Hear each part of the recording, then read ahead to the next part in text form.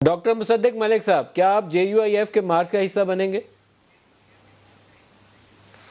देखिए, एक बात तो बड़ी वाज़ेह है कि इस वक्त जो महंगाई का बोझ लोगों पर डाला गया है वो सहार नहीं सकते उसे। हमारी तरक्की की शरह 6% थी, अब ख़ुद आदाद व शुमार जो हुकूमत दे रही है वो 2.4% के हैं और सब लोगों का ख्याल ये है कि 1.9 या 2% पे होगी तरक्की की शरह। उसका मतलब क्या है? जब 1% तरक्की की शरह नीचे जाती है तो 4 लाख नौकरियाँ चली जाती हैं।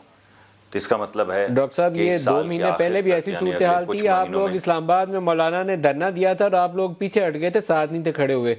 अब आप ऐसी नई चीज़ क्या देखते हैं जिसकी बिना के ऊपर आप सोचते हैं कि PMLN सड़कों के ऊपर मौलाना के साथ निकल आएगी?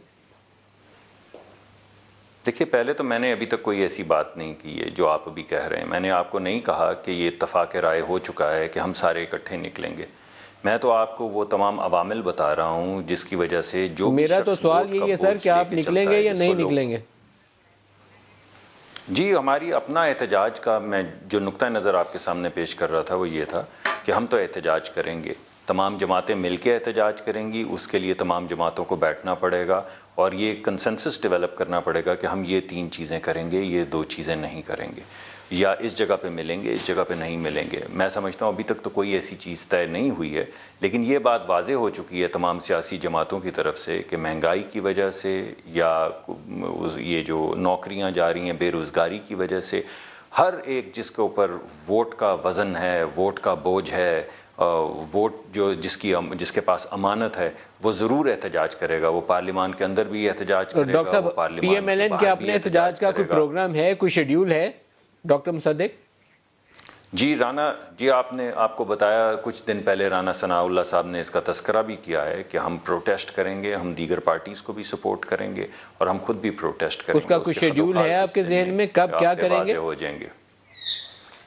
नहीं, हमारे पास शेड्यूल अभी नहीं है, लेकिन हमारे पास ये बड़ी वाज़ेह बात है कि ये जो अभी ख़ास तौर पे IMF के साथ जो कमिटमेंट्स कर रहे हैं बिजली की कीमतें बढ़ाने का, वो बर्दाश्त नहीं की जाएगी।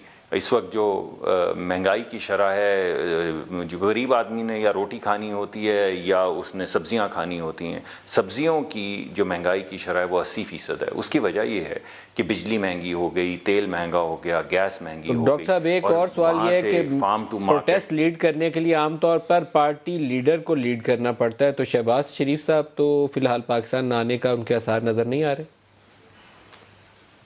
देखिए, शहबाज शरीफ साहब, आपको मालूम है कि नवाज़ शरीफ साहब की जो सर्जरी है, उनका 2 मरतबा वो बाईपास ओपन हार्ट सर्जरी हो चुकी है, 5 या 7 स्टेंट्स डल चुके हैं, तो बड़ी डेलिकेट सर्जरी उनकी होने वाली है। वो उनकी ख्वाहिश है कि उनकी बेटी जो हैं वो उनके साथ मौजूद हों जब ये सर्जरी हो, और उनके भाई वहाँ मौजूद हैं। ये सर्जरी जो डिले हो रही है उसकी वजह से शहबाज साहब नहीं आ पा रहे, मगर जैसे ही सर्जरी फाइनलाइज हो जाएगी और अल्लाह उनको सेहतयाब करे तो फ़ौरी तौर पर शहबाज साहब वापस तशरीफ़ ले आएंगे।